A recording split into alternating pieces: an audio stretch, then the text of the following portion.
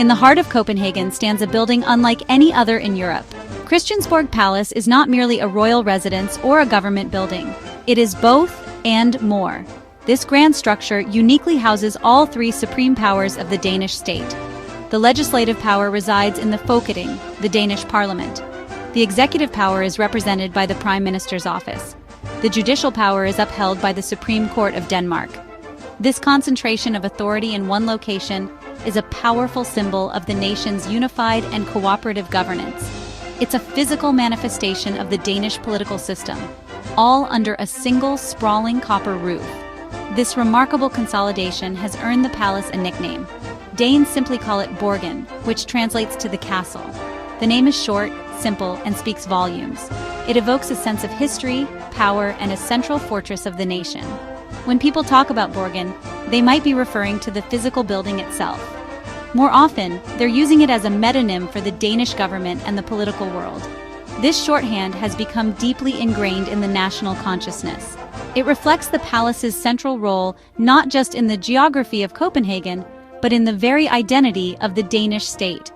Christiansborg Palace presents a complex and fascinating story to any visitor. It's a place where centuries of royal history meet the daily workings of a modern democracy.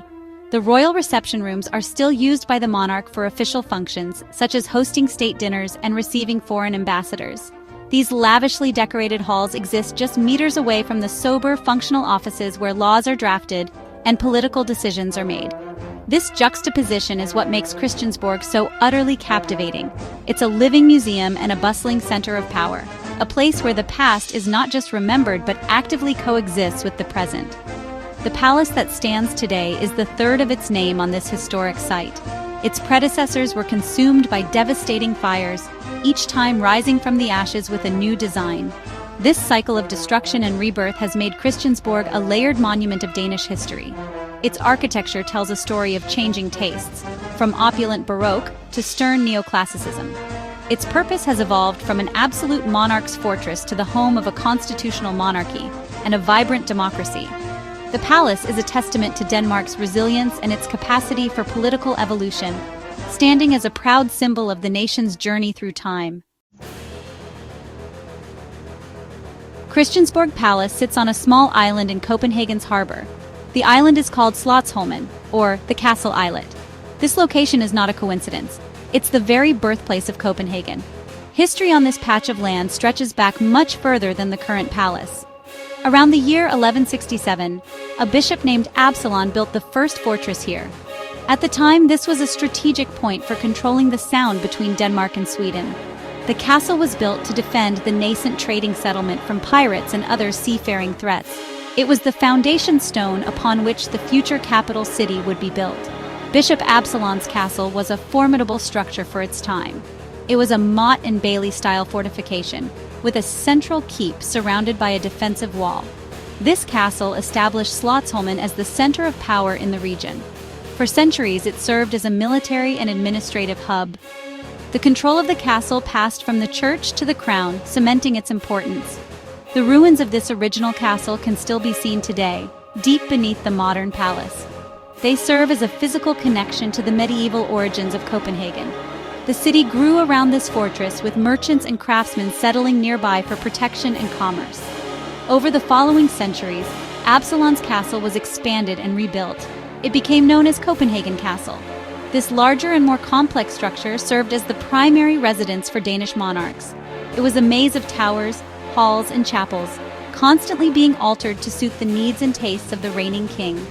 The castle witnessed countless historical events, from royal coronations to political sieges. It was the backdrop for the dramatic power struggles of the Danish monarchy. By the early 18th century, however, the old castle was considered cramped, dark, and hopelessly out of fashion for an absolute monarch. King Christian VI decided that a new, more magnificent palace was needed. In 1731, he ordered the demolition of the old and rambling Copenhagen Castle. He wanted to build a palace that would rival the grandest courts of Europe, like Versailles in France. This decision marked the end of the medieval era on Slotsholmen and the beginning of the Christiansborg story. The ground was cleared to make way for a spectacular new building. This new palace would be named after the king himself, Christiansborg. It was intended to be a glorious symbol of his absolute power and the wealth of his kingdom. The first Christiansborg Palace was a masterpiece of the late Baroque style. Construction began in 1733, and it was a project of immense scale and ambition. It was designed to be the main residence of the king and to house all the central government departments. When it was completed, it was one of the largest palaces in Europe. The interiors were lavishly decorated with art and fine furniture, showcasing the immense wealth of the Danish-Norwegian kingdom. For a few decades, it served its purpose as a magnificent center of royal power. The royal family enjoyed the splendor, hosting grand balls and ceremonies within its opulent halls. This splendor was tragically short-lived. In February 1794, a massive fire broke out. The fire is believed to have started in a faulty stove in one of the royal apartments. It spread rapidly through the vast wooden structures and lavish furnishings of the palace. Despite frantic efforts to save it, the main palace building was almost completely destroyed. Only the showgrounds and the riding complex survived the inferno. The royal family was left homeless and had to move to the Amalienborg Palace, which remains their Copenhagen residence to this day. The destruction of the first Christiansborg was a national disaster. Rebuilding the palace was a slow and difficult process. The Napoleonic Wars drained the country's finances, and it was not until 1803 that a new design was approved. The second Christiansborg Palace was built in the then fashionable neoclassical style. It was a more sober and restrained building than its Baroque predecessor. This palace was never intended to be the primary royal residence again. Instead, it was designed from the outset to house the newly formed Danish Parliament, which was established with the Constitution of 1849. The palace became a dual-purpose building, housing both the legislature and royal reception rooms for state occasions. History, however, has a cruel way of repeating itself. In October 1884, a second devastating fire struck Christiansborg. Like the first, it caused immense destruction, gutting much of the second palace. The chapel was one of the few parts of the main building to survive. Once again, Denmark was faced with the task of rebuilding its central seat of government. A long period of debate and design competitions followed. Finally, construction on the third and current Christiansborg Palace began in 1907 and was largely completed by 1928. This is the palace we see today, a building born from the ashes of its predecessors. The architectural journey of Christiansborg Palace is a tour through Danish design history. The first Christiansborg was a magnificent example of the Rococo and late Baroque styles. Its main architect, Elias David Hauser, was inspired by the grand palaces of France and Germany. The palace was designed with 4 wings forming a large internal courtyard. Its facade was richly decorated with sculptures and ornamentation. The interiors were even more spectacular, featuring work by the best artists and craftsmen of the era. The goal was to create an overwhelming sense of luxury and power, fitting for a monarch who ruled by divine right. After the fire of 1794, the mood in Denmark had changed. The era of absolute monarchy was waning, and a more sober architectural style was preferred. The second Christiansborg was designed by Christian Frederik Hansen, one of Denmark's greatest neoclassical architects. His style was inspired by the architecture of ancient Rome and Greece. He favored clean lines, monumental simplicity, and a sense of civic gravity. The second palace was imposing but far less ornate than the first. It was meant to project stability, order, and reason, the ideals of the new constitutional era. Hansen's Palace Chapel, which survived the second fire, is a perfect example of his pure, powerful style. The third and current Christiansborg Palace, built in the early 20th century, presents a different style again. The architect, Thorvald Jorgensen, chose a Neo-Baroque style. This was a look back to the grandeur of the first palace, but with a modern, nationalistic twist. The facade is clad in granite, giving it a heavy and fortress-like appearance. This was intended to convey a sense of permanence and strength after 2 destructive fires. The dominant feature is the 106-meter-high tower, which is the tallest in Copenhagen. This tower is adorned with copper and crowned with 3 crowns, symbolizing the historic union of Denmark, Norway, and Sweden. The result of this long and dramatic history is a building that is not one single style, but a composite of many. The main palace building is Neo-Baroque. The surviving palace chapel is pure neoclassicism.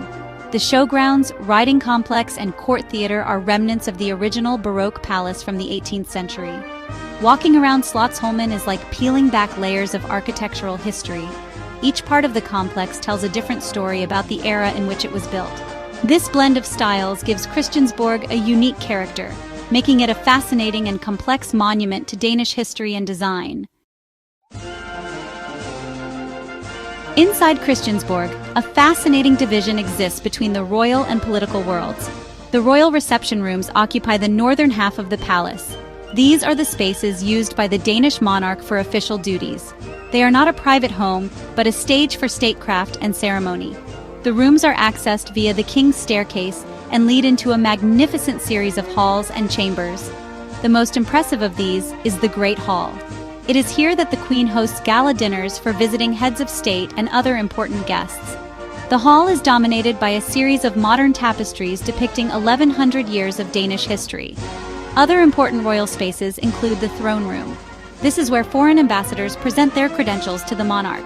It features 2 thrones, though today they are purely symbolic. The Velvet Room provides access to the balcony where Danish monarchs are proclaimed.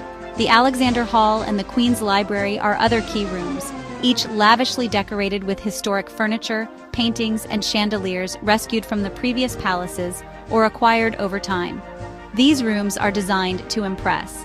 They are a link to Denmark's royal past and a symbol of the nation's continuity, providing a suitably grand setting for the functions of a modern monarch. In stark contrast, the southern half of the palace is home to the Folketinget, the Danish parliament. The atmosphere here is more functional and businesslike. The heart of the legislative branch is the Parliament Chamber. This is a semicircular hall where the 179 members of Parliament meet to debate and vote on laws. The design is sober and democratic, with public galleries allowing citizens to observe the proceedings. The speaker sits at the front, but there is no grand throne or elevated platform. The layout is designed to facilitate discussion and consensus, reflecting the Danish political culture. Surrounding the chamber are the offices of the members of parliament, committee meeting rooms, and the parliamentary library. These corridors and offices are where the daily work of government happens. They are a world away from the gilded splendor of the royal reception rooms just a few meters away. In the same building complex, one can also find the Prime Minister's office and the Supreme Court. The Prime Minister's office is the nerve center of the executive branch, while the Supreme Court, with its solemn courtrooms, represents the highest judicial authority in the land. This concentration of power is what makes Christiansborg unique. Christiansborg Palace is much more than a collection of historic rooms. It is the living heart of Danish democracy. Its significance shifted dramatically with the adoption of Denmark's first democratic constitution in 1849. This pivotal event ended absolute monarchy and established a constitutional monarchy with a bicameral parliament. The second Christiansborg Palace was purpose-built to accommodate this new political reality. Since then, the palace has been the physical center of the country's political life. It is here that laws are debated, governments are formed, and the future of the nation is shaped. The palace embodies the principle of the separation of powers. The Folketing, housed within the palace walls, is the ultimate legislative authority in Denmark. All laws must be passed by this body. The debates held in its chamber are a crucial part of the democratic process, broadcast to the public and scrutinized by the media. The presence of the parliament in the palace is a constant reminder that power in Denmark ultimately rests with the people and their elected representatives. The building is not just a symbol of power, but the very arena where that power is exercised daily. The corridors of Borgen are where political alliances are forged and compromises are reached. The palace also houses the executive branch, led by the Prime Minister's office. This office is located directly above the Parliament chamber. This proximity is symbolic of the Danish parliamentary system, where the government is answerable to the Parliament. The Prime Minister and their cabinet must maintain the support of a majority in the Folketing to remain in power. This close physical and constitutional relationship ensures a constant dialogue between the legislative and executive branches. Key government meetings, press conferences, and strategic decisions all take place within the palace walls, making it the undeniable center of political news. Finally, the presence of the Supreme Court completes the trifecta of power.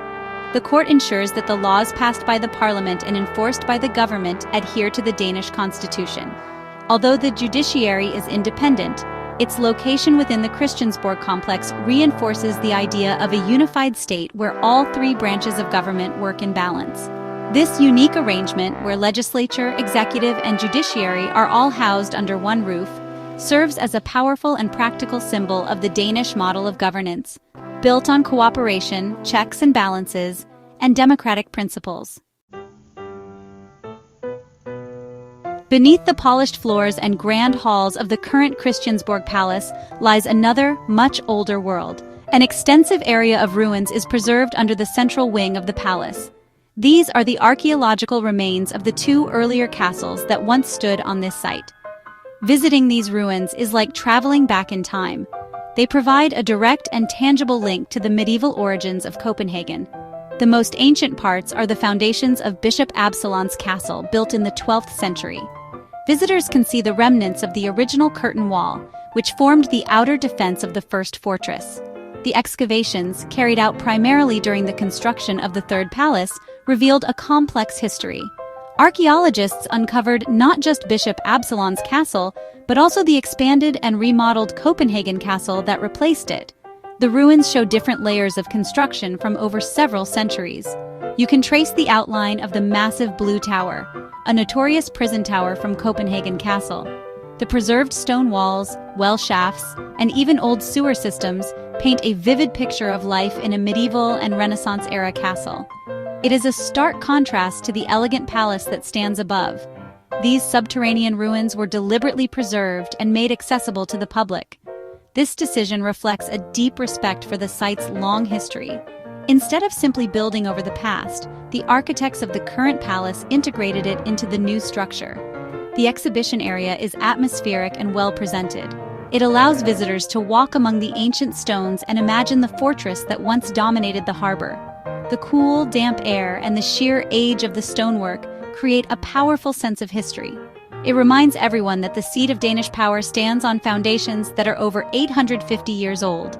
The ruins under Christiansborg are more than just an archaeological curiosity. They are the foundation, both literally and metaphorically, of the modern Danish state. They tell a story of defense, power, and the evolution of a city from a small, fortified settlement into a major European capital. The presence of these ancient stones beneath the halls of a modern democracy serves as a humble reminder of the long journey the nation has taken. They are a whisper from the past, reminding the politicians and monarchs above of the deep historical roots from which their authority has grown.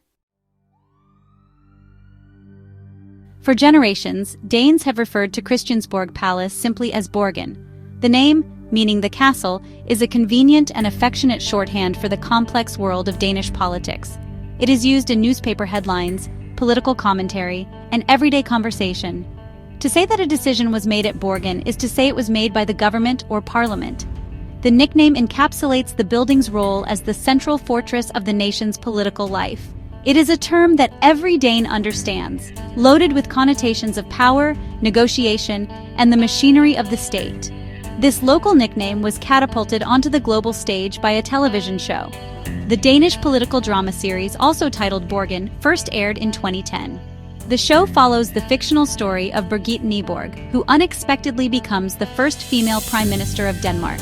The series was filmed extensively in and around the real Christiansborg Palace. It offered viewers an inside look at the high-stakes world of coalition politics, media spin, and personal sacrifice that defines life at the top of Danish government. The show was praised for its realism and its complex characters. The success of Borgen was phenomenal, both in Denmark and internationally. It became a critical and commercial hit around the world, from the United Kingdom to the United States and beyond. The series introduced millions of people to the intricacies of the Danish political system and its consensus-based culture. For many international viewers, the show was their first real introduction to Denmark beyond fairy tales and design. It presented a compelling portrait of a modern, progressive, and complex society. The show's title became synonymous with intelligent, character-driven political drama. As a result of the show's popularity, the nickname Borgen gained a new global meaning. It transformed Christiansborg Palace into a tourist destination for a new kind of visitor, the television tourist. Fans of the show flocked to Copenhagen to see the real locations where the drama unfolded. They wanted to walk the same corridors as Birgitte Nyborg and see the real Parliament chamber. The TV series turned a building that was primarily of national interest into an international icon. It forever linked the stone and granite of the real palace with the compelling fictional drama it inspired, adding a new modern layer to its rich cultural significance. A visit to Christiansborg Palace offers a remarkably diverse experience, given the many different attractions housed within the complex. Planning your visit is a good idea, as different parts of the palace have separate tickets and opening hours. The main attractions are the royal reception rooms, the ruins under the palace, the royal stables, and the palace chapel. A combination ticket is often available, which provides better value if you plan to see multiple sites. It is wise to check the official palace website before you go, as the royal reception rooms can be closed at short notice for official state functions. For those interested in royal grandeur, the tour of the royal reception rooms is a must. You will be asked to put on protective blue plastic covers over your shoes to protect the delicate parquet floors. The tour takes you through a succession of stunning rooms, culminating in the Great Hall with its famous modern tapestries. The sheer scale and opulence of these rooms are breathtaking. Another essential part of the visit is the descent into the ruins under the palace. This offers a completely different, more ancient experience, taking you back to the very foundations of Copenhagen. A highlight for many visitors is the trip up the tower. Access to the viewing platform is free of charge, though there can be a queue. An elevator takes you most of the way up, offering stunning panoramic views of Copenhagen's cityscape from the highest vantage point in the city center. The tower also houses a restaurant, making it a popular spot. For animal lovers, the royal stables provide a charming glimpse into another aspect of royal life. Here you can see the white horses that draw the royal carriages on state occasions and explore the collection of historic coaches. Christiansborg is centrally located and easily accessible by foot, bike, or public transport from anywhere in Copenhagen. Several bus lines stop right outside the palace. Guided tours are available in English and other languages at set times, which can provide deeper insight into the history and function of the various rooms. Whether your interest lies in politics, history, architecture, or even television drama, Christiansborg Palace offers a rich and rewarding day out. It is a place where you can truly feel the pulse of the Danish nation, past and present.